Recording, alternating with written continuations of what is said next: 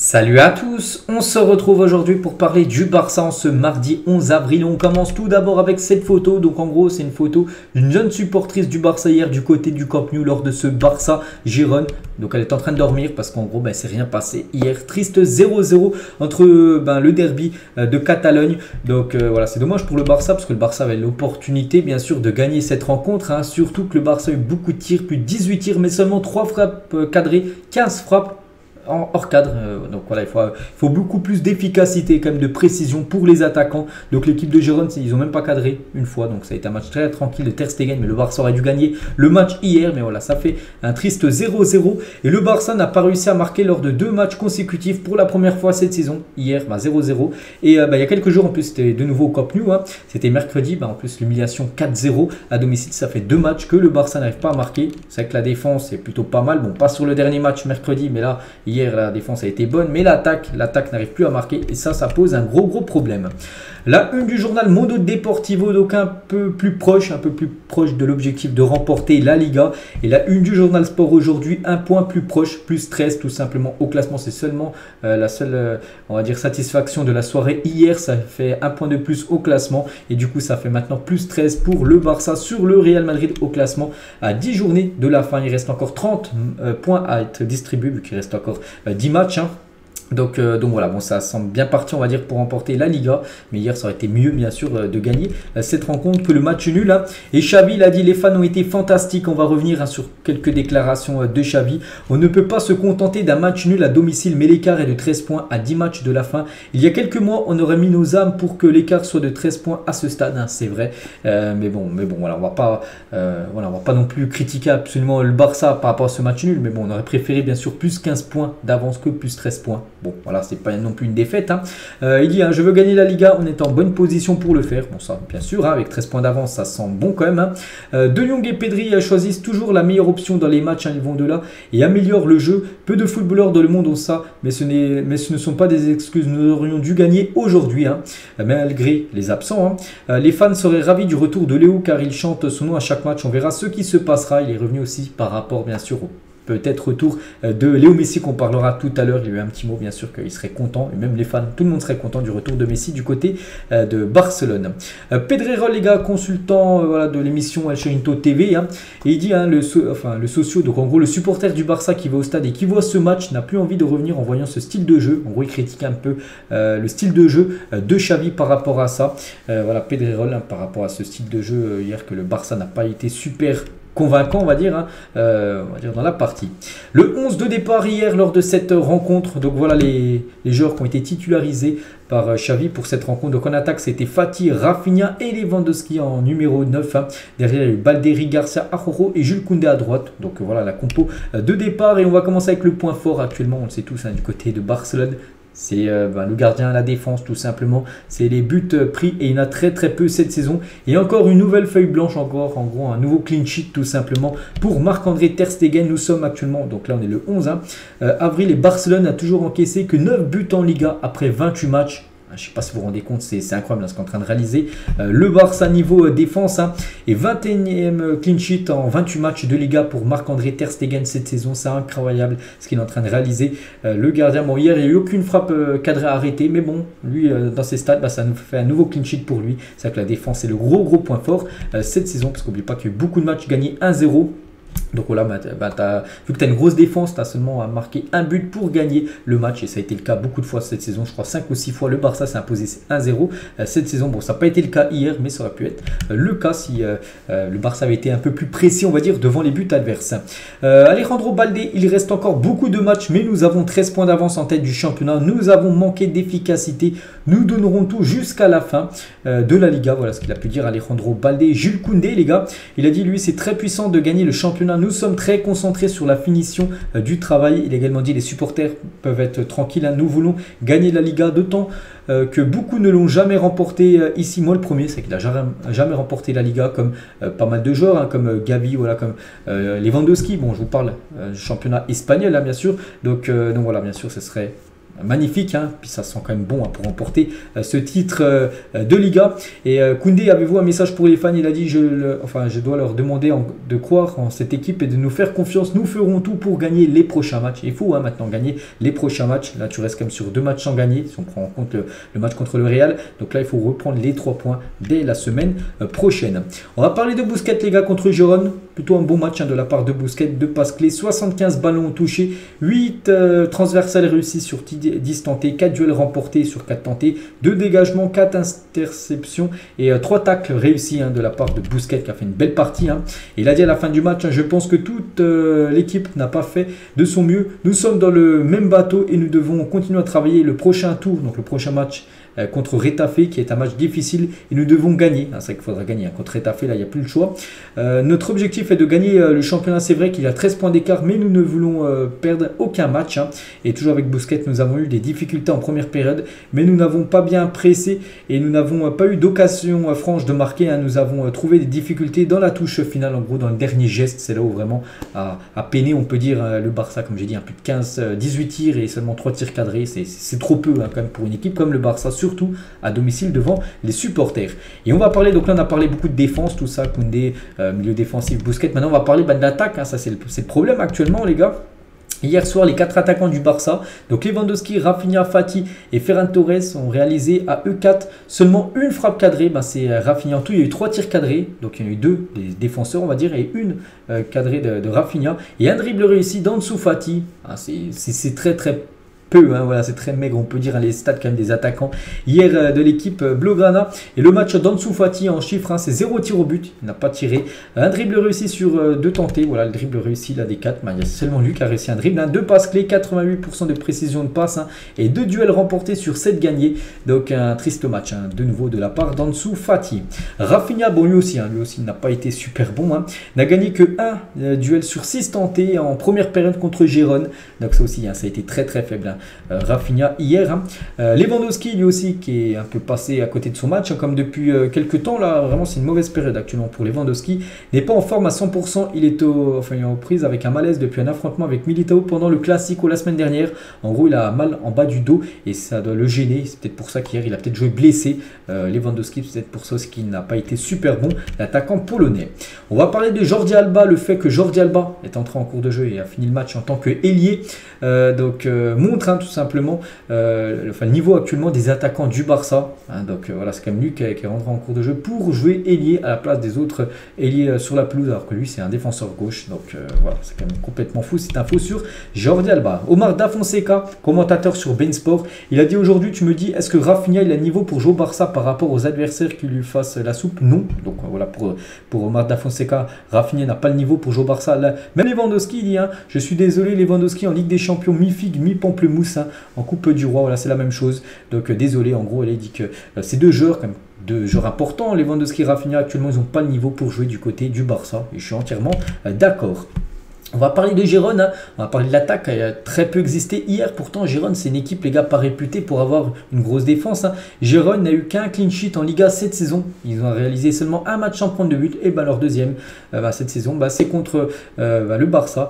Donc le moins dans le top 5 des ligues européennes cette saison. Pour vous dire qu'ils prenaient beaucoup de buts. Ils ont réalisé seulement un clean sheet. Ça a été le pire. La pire équipe dans ce registre-là parmi les 5 gros championnats en Europe. Et là, ils ont gardé leur deuxième clean sheet contre Barcelone. Donc voilà, c'est quand même très triste pour le Barça de ne pas avoir réussi à marquer. Pourtant, le Barça pense avoir marqué grâce à Araujo. Regardez, donc on a l'impression que le ballon franchit la ligne. Après, il n'y a pas de goal line technologie du côté de la Liga. Donc on ne sait pas s'il a entièrement franchi la ligne ou non. Ce ballon, bon, après l'arbitre n'a rien dit. Du coup, ça n'a pas fait but. Et le Barça niveau coup franc, donc là aussi, il y a un gros problème. Donc si Barcelone ne marque pas un coup franc direct contre Gérone, donc ça a été le cas. Donc ça ferait 100 matchs sans le faire. Ça fait 100 matchs d'affilée que le Barça n'a pas réussi à marquer un coup franc direct. Le dernier coup franc a été marqué par Léo Messi en 2021. Donc voilà, c'était contre Valence, en mai 2021. Donc voilà, ça commence à dater tout simplement. 100 matchs d'affilée sans marquer sur coup franc, ça aussi c'est un gros problème.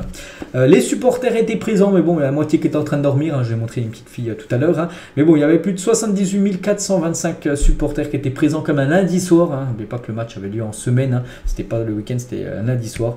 Le public a été nombreux. Hein. Et à la 10e minute, les fans du Barça au Spotify Camp Nou scandent de nouveau le nom de Messi. Ça avait déjà été le cas mercredi dernier lors du Classico. Ça a été le cas hier à la 10e minute, bien sûr. Messi a été raisonné, on va dire, dans le Camp Nou pour le probable peut-être retour de Léo Messi du côté du FC Barcelone. Donc voilà, il y a des pancartes aussi, hein, We Love Messi tout simplement. Donc voilà, bon, pour l'instant on en parle tous les jours, hein, bien sûr du retour de Messi. Ça devrait se faire bien sûr à la fin de son contrat avec son équipe actuelle du PSG. Il manque, hein, c'est que ces quatre là manquent actuellement: Christensen, De Jong, Ousmane Dembélé et Pedri, hein, c'est que ces quatre là manquent, hein. Puis les prochains matchs, regardez là, c'est tous les matchs, il reste 10 matchs face en Liga, c'est les 10 derniers matchs de la saison. Donc le prochain c'est contre Retafe. C'est le 16, on est le 11. Ça sera dimanche prochain, 16h15. Ça sera en plein milieu de l'après-midi, hein, cette rencontre. Puis après, ça sera Barça Atlético. Puis après, Rayo Vallecano, Barça, les 3 prochains matchs de l'équipe. Hein. Et Pedri et Frenkie de Jong tenteront de revenir contre l'Atlético Madrid, selon Radio Catalane. Donc, il devrait être forfait de nouveau, ces deux-là. De genre important, bien sûr, lors du match contre Retafe, semaine prochaine. Mais contre l'Atlético, le week-end après, donc dans 2 semaines. Ils pourraient peut-être faire le retour, ces deux-là. Et concernant les 2 autres blessés, Christensen et Dembélé seront absents plus longtemps. Donc eux, ils seront normalement pas là contre l'Atlético, peut-être contre Vallecano, peut-être contre le Betis pour être le retour, hein, des 2 autres joueurs. Hein. Dembélé, comme il aura loupé, si par exemple, je sais pas, il revient lors du match contre le Betis, il aura loupé quasiment 2 mois de compétition, hein, ce qui est quand même énorme.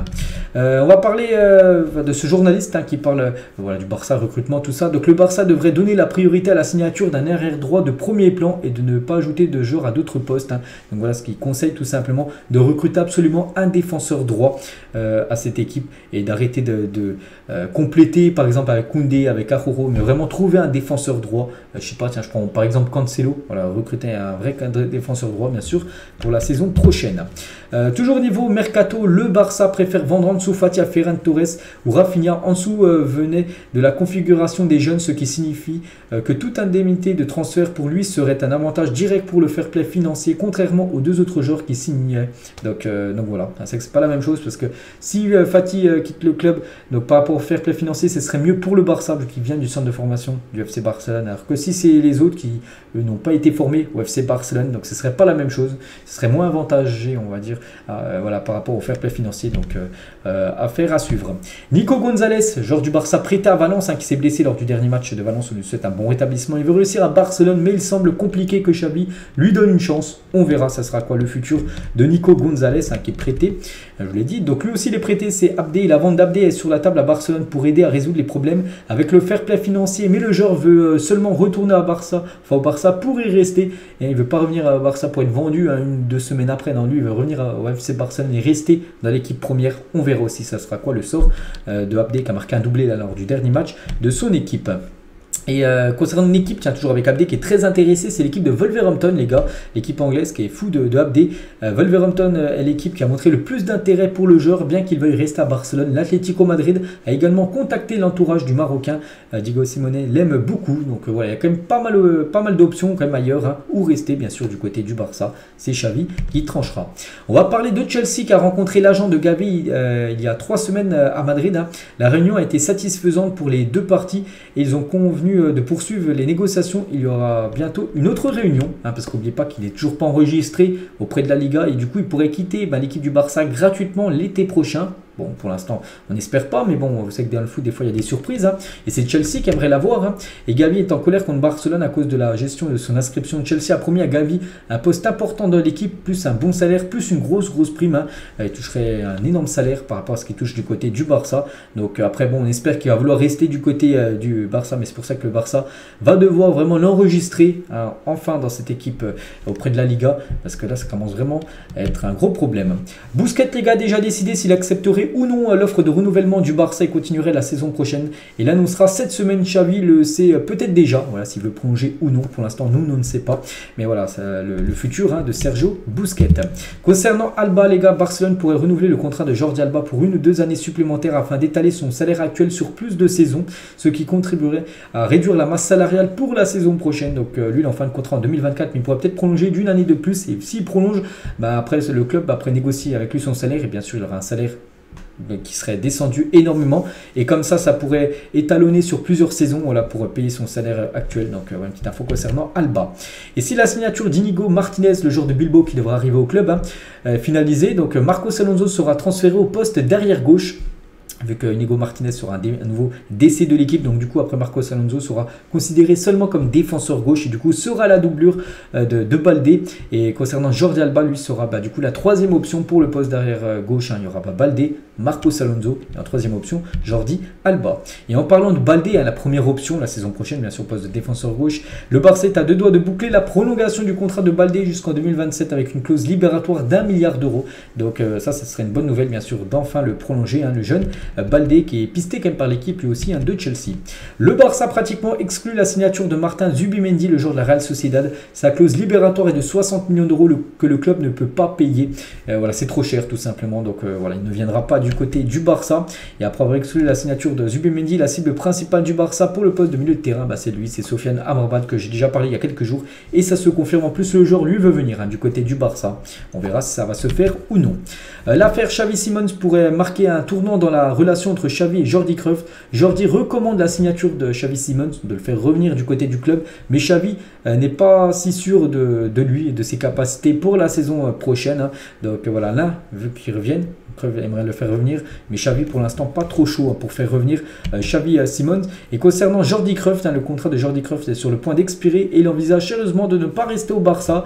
Donc bon, il n'est pas joueur les gars, mais il est dans la direction bien sûr du Barça et lui aussi peut être transféré dans un autre club. Mais pour l'instant, d'après ce qui se dit, d'après Pedro Morata, qui est un journaliste espagnol, mais pourrait peut-être quitter l'équipe du Barça en fin de saison. Toujours avec l'FC Barcelone, donc le Barça est actuellement le 9e effectif le plus cher du monde, devant l'équipe de Tottenham qui a la 10e position, 767 millions d'euros, c'est le prix actuellement de tous les joueurs du FC Barcelone. Et on finit les gars cet épisode aujourd'hui avec le journal Sport qui a fait un sondage auprès des supporters du Barça pour élire la meilleure recrue de l'histoire du club. Et la meilleure recrue de l'histoire du club, c'est Ronaldinho. Un vote sur deux pour lui, 50%. Donc il avait quitté le PSG pour rejoindre le Barça, bon, c'était dans les années 2000. Cruyff les gars en 2e position, Stoichkov, Luis Enrique, on peut voir à chaque fois les pourcentages, comme Neymar 1% par rapport à la meilleure recrue de l'histoire du club. Donc voilà les gars ce qu'il y a à dire aujourd'hui concernant le Barça. J'espère que ça vous a plu. On se retrouve bien sûr demain 16h pour le prochain numéro. Bonne journée à vous et à demain.